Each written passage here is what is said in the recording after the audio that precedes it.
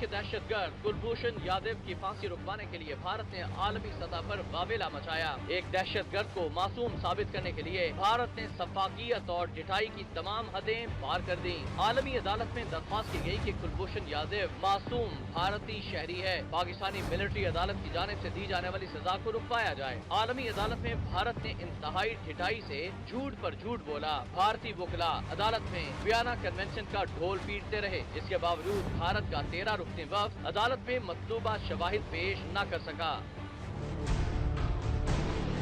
The Pakistani authorities had made it clear that Commander Jadhav was not eligible for consular access.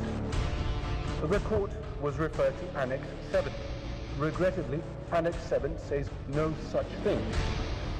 दूसरी तरफ पाकिस्तानी वकीला ने भरपूर दलाइल से भारतीय वकीला की बोलती बंद कर दी। पाकिस्तान ने शवाहिद और सबूतों के साथ दलाइल पेश किए। वकीला का कहना था कि कुलभूषण यादव ने खुद दहशत गर्दी का एतराफ किया। जासूस को काउंसलर तक रसाई का हक हासिल नहीं होता। ये पाकिस्तान की सालमियत का मामला है। केस आलमी अदालत इंसाफ के दायरा कार में नहीं आता। भारतीय दरख्वास्त मुस्तरद कर दी जाए। याद रहे कि पाकिस्तान की फौजी अदालत ने दहशत गर्द कुलभूषण यादव को पाकिस्तान में दहशत गर्दी की कार्रवाई में मुलव्विस होने पर मौत की सजा सुनाई थी, जबकि भारत ने रवा माही आलमी अदालत इंसाफ से रुजू करते हुए इस मामले में मुदाखलत की दरख्वास्त की थी।